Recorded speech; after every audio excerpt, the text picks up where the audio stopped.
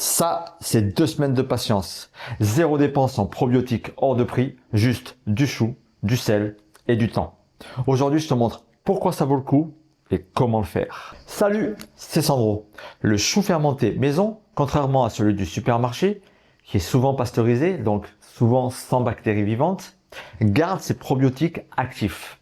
En plus, dans une tasse, tu obtiens un quart à peu près de tes apports journaliers en vitamine C, de la vitamine K et des fibres. Si tu as vu ma vidéo sur le kéfir, tu sais que c'est une mine de probiotiques. Et si tu l'as pas vu, va la voir.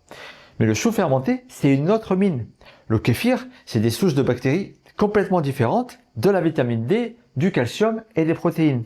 Le chou fermenté, c'est d'autres souches, de la vitamine C, de la vitamine K et des fibres. Manger que du kéfir ou que du chou, c'est comme nourrir ton jardin avec un seul engrais. Avec les deux ensemble, tu couvres plus de terrain. Je te promets pas que ça va te rendre increvable, hein. La science là-dessus, elle est encore jeune.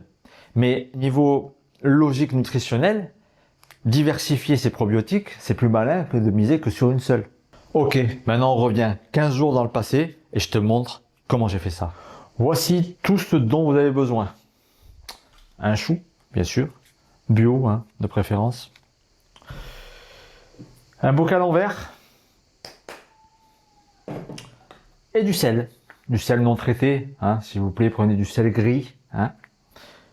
Et c'est tout. Un récipient, un couteau, et c'est parti.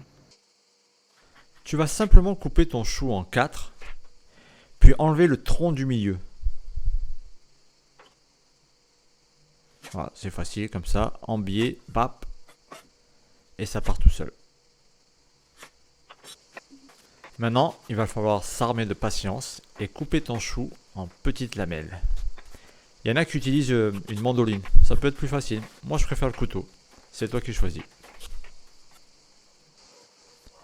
Maintenant tu pèses ton chou pour savoir la dose de sel qu'il va falloir mettre. Ici on dépasse un peu les 1 kg. En général c'est 20 g de sel pour 1 kg. Donc là je vais mettre un petit peu plus. Tu rajoutes le sel sur ton chou. Et là, c'est maintenant que le travail commence. Tu mets un minuteur sur 20 minutes. Ne triche pas, 20 minutes. Et tu vas commencer à mixer ta préparation.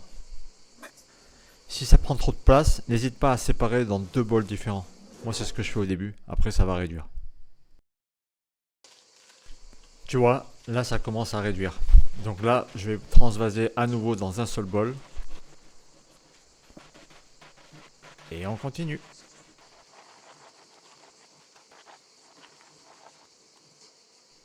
Là, tu peux voir que le chou a bien dégorgé son eau.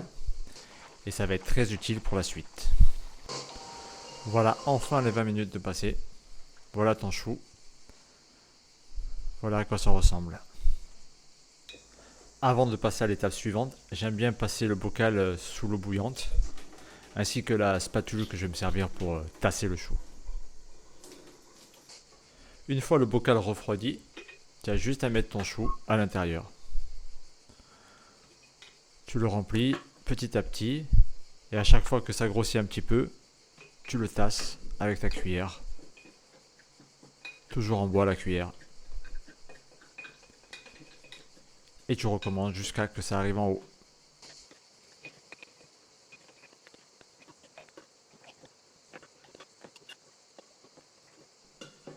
Et à la fin, tu recouvres avec l'eau du chou. Il faut que tout le chou soit bien recouvert d'eau, qu'il n'y ait pas un bout qui dépasse. Et laisse un peu d'espace aussi sur le bocal, pour pas qu'il y ait trop de pression.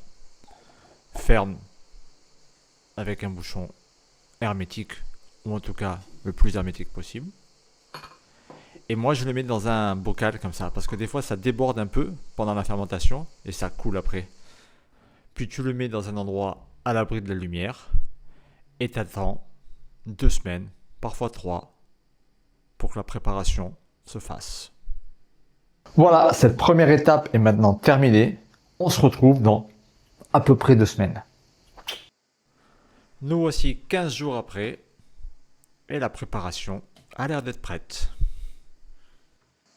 Tu vois, c'est un petit peu débordé, donc si tu veux sauver ton placard, n'hésite pas à mettre une petite coupelle.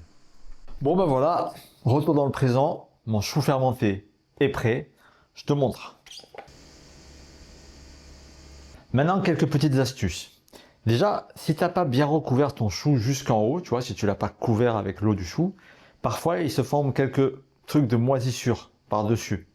Ne le jette pas pour autant, ok? Tu enlèves la moisissure dessus, l'intérieur est très bon. De toute façon, tu sens, tu vas voir. Si c'est pas bon, tu vas le sentir de suite. Mais c'est de la bonne moisissure en plus. C'est comme un peu la moisissure du fromage, du roquefort, tu vois. Donc il y a rien de mauvais. Juste tu l'enlèves et tu manges. Il n'y a pas de problème. Ensuite pour la consommation, pas besoin d'en manger 2 tonnes. Ok, ça c'est juste, c'est pas un plat principal, c'est pas comme une choucroute. Tu manges ça en accompagnement. Moi par exemple, je mange ça en collation avec ma boîte de maquereau à l'eau, tu vois. Et je prends à peu près une cuillère à soupe, tu vois, ça fait ça à peu près, voilà, hop. Et ça suffit largement. Aussi, tu peux personnaliser avec des aromates pendant la fermentation, avec des baies de genièvre et du cumin en grains, ça c'est la méthode alsacienne. Et d'ailleurs, c'est pas que pour le goût, parce que les baies de genièvre, ça a un côté antiseptique qui protège la fermentation. Tu peux aussi partir sur un curcuma gingembre pour quelque chose de plus original. Et enfin, la conservation. Une fois fermenté, tu le fermes et tu le mets au frigo et tu peux le garder des mois sans problème. Voilà, tu vois, c'est pas bien compliqué, c'est pas cher et c'est top pour la santé. Maintenant, à toi de jouer. Et dis-moi dans les commentaires si tu as réussi ou si tu as déjà fait du chou fermenté. Ça m'intéresse, je suis curieux.